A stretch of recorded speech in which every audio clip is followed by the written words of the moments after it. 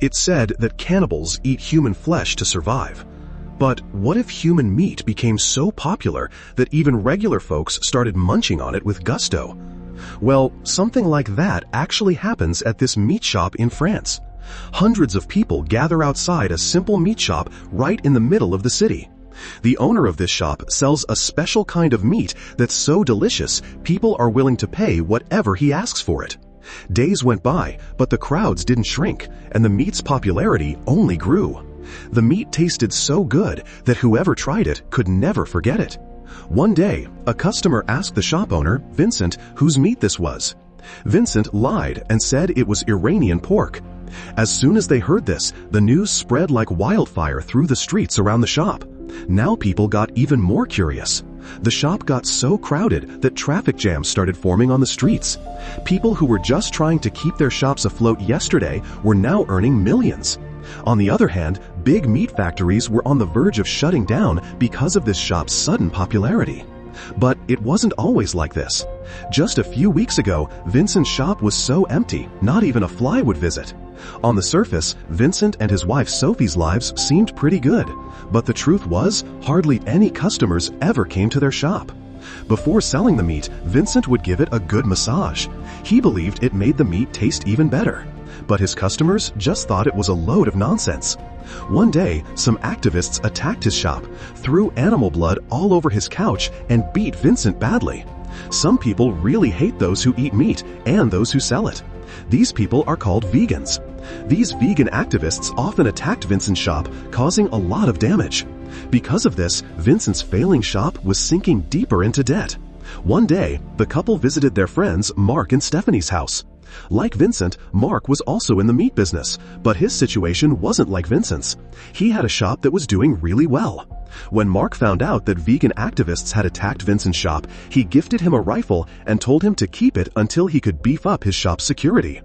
Those activists would think twice, or even 10 times, before attacking again. Due to a lack of money, Sophie and Vincent were drifting further apart. Sophie even told him she wanted a divorce, but Vincent told her to keep a cool head. Meanwhile, he spotted one of the vegan activists who had attacked his shop. To teach him a lesson, Vincent wanted to ram into him and knock him down. But as soon as he put his car in reverse, the activist accidentally got crushed under his car and died. Vincent was about to call the police for help, but Sophie stopped him because they had committed murder and no one would believe their story. Sophie had an idea. Why not cut him up and throw his pieces in different places? She had learned this from watching a serial killer. She even thought about mixing it with pork meat and selling it, but Vincent refused to do that. They brought the body to their shop, and to get rid of it, Vincent started cutting it into small pieces. In the middle of this, an ear fell off, and their dog immediately ate it. Hours of grinding and cutting, Vincent dozed off and fell asleep. The next morning, he woke up late, but when he looked at the table, it wasn't the ground meat. He totally freaked out.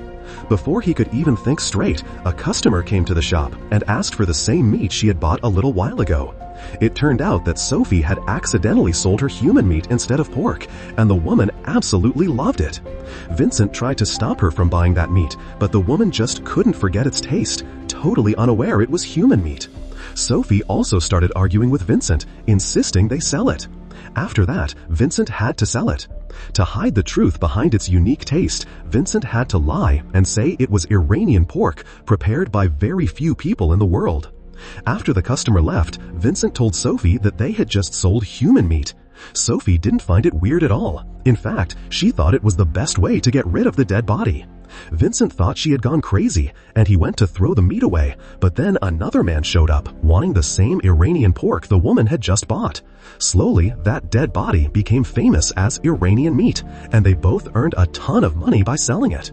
Vincent still couldn't understand what was so special about it that people loved it so much. That night, he tries it himself and realizes it's the best meat he's ever had in his life.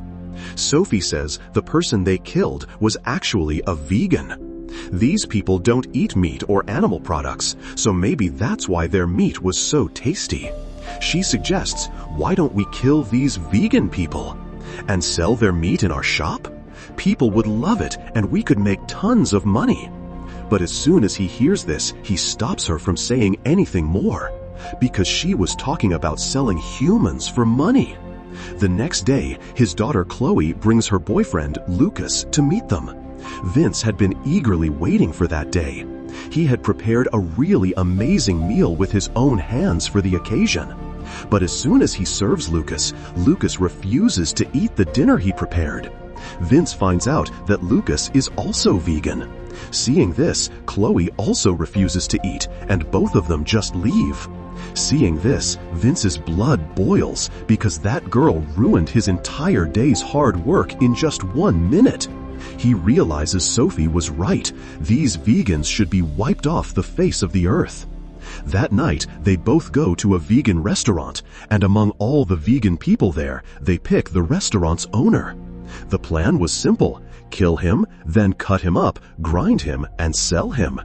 Vince takes his meat-cutting knife and follows him, but just as he's about to attack, his body starts trembling with fear, and he runs away without harming him.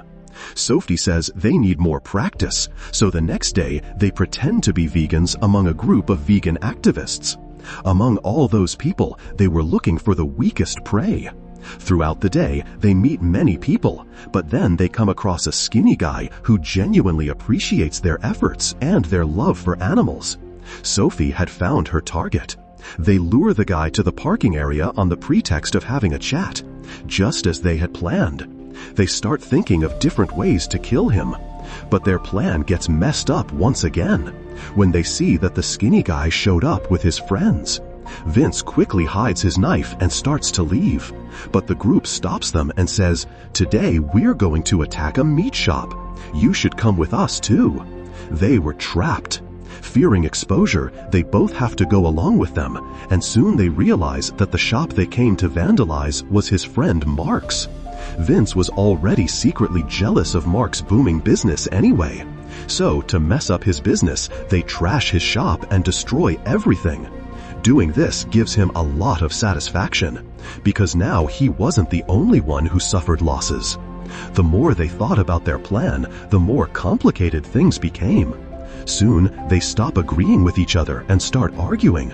Things escalate so much that Vince just leaves her there. Finding Sophie alone, a guy tries to hit on her. He talks to Sophie, and she's quickly impressed by him. Everything was going great between them until Sophie finds out the guy is vegan. He drops her off at her place, and on the pretext of a kiss, Sophie bites him hard, making him bleed. Sophie asks him to come inside for a first date, and then tells Vince they've found their prey. Vince just had to kill him now, but once again, his hands start trembling, and he refuses to do it.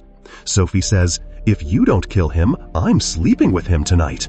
But even after hearing that, Vince still can't muster the courage. He thought it was all just to provoke him, but Sophie genuinely goes to get intimate with the guy. Seeing her do that, Vince's blood quickly starts boiling. And now, it wasn't about courage anymore. He pounces on the guy and brutally kills the poor fellow. The next day, Sophie gets a call from Stephanie, who is crying and telling her about the terrible state of her shop. They both immediately go to Mark's shop. Vince alone had done more damage to the shop than all those vegan activists combined could have, and they pretend as if they knew absolutely nothing. There, a police officer wanted to talk to Vince alone. Vince gets super scared, but it wasn't anything like he thought. Knowing that the officer had no idea about the real stuff, Vince breathes a sigh of relief. Every day, they sell that human meat to tons of customers. There was a long line to buy it. Because of this, all the meat sells out in just a few minutes. After this, whenever they needed meat, they'd go out hunting, and that's how they started killing tons of people. Their business was booming, and before long, huge meat factories were on the verge of shutting down. Within a few weeks, Vincent even raised the price of meat, but people just kept flocking in. It was like everything had become normal. One day, Mark also took a bite of that meat, and, as expected, he became obsessed with it. But then, while chewing, something got stuck in his teeth. Stephanie, who used to be a nurse, she recognized it as a pacemaker, which is implanted in heart patients. Vincent remembered that one of his victims had died from a heart attack while running from him, and he forgot to remove their pacemaker. Stephanie started questioning him about it. And since both friends were rivals, their argument quickly turned into a brawl. Furious, Vincent bit off Mark's ear. That day, their fake friendship shattered, but this was going to cost him dearly later on. The next day, Vincent went to a vegan festival. After eating human flesh, he had become a psychopath. He would just think about meat all day long. That day, his eyes fell on a child, and he even thought about killing and eating that child. He somehow controlled himself and started feeling disgusted with himself. He started to leave the festival when he bumped into Lucas. Lucas was a bit surprised to see butcher shop owners at a vegan festival, and then he brought up the topic of vegan murders. Vegan deaths in the city had become so common that Lucas started to suspect butcher shops were behind these killings. Hearing this, Vincent got into an argument with Lucas. He started saying, "What do you think? We butchers do all the bad stuff?" A man sitting there was listening to them, and he was the one with whom Vincent had teamed up to break into Mark's shop. He got really angry when he found out that Vincent had faked being a vegan. That very night, as Vincent was grinding meat, someone knocked on his door. Vincent saw that it was a police officer. Terrified, he didn't let him in and tried to distract him. Just then, he noticed his dog, who was coming towards the door with a human hand in its mouth. Vincent shooed it away, and that night, he narrowly escaped being caught. Vincent told Sophie that all the butchers in the city were on the police's suspect list, but Sophie wasn't scared of getting caught because they had already cut up and sold everything. When there was no evidence, what would the police investigate? They were just talking when Lucas arrived, who was very ashamed of his bad behavior at the festival. He explained that he was very stressed about his vegan friends disappearing. But Sophie, who now feared no one, told Vincent to make Lucas their next victim. Vincent realized that Sophie was a bigger psychopath than him, after which he told Lucas to leave. The next day, without asking Sophie, he told the customers in the shop that they had stopped selling Iranian pork. Hearing this, some of their customers got very angry because they had been waiting in line for hours for their turn. Soon, the entire shop was empty, and seeing this, Sophie started yelling at Vincent, asking why he said that. Vincent didn't think it was right to talk to her and left the shop without saying anything to her. After he left, those vegan activists came to his shop. They wanted revenge for Vincent's deception, so they grabbed Sophie and beat her badly. These were literally thugs disguised as activists. When Vincent returned, he saw their van there. He immediately went inside the shop and realized those thugs were about to kill his wife. He wasted no time attacking, immediately killing two of them and hanging one on a meat hook.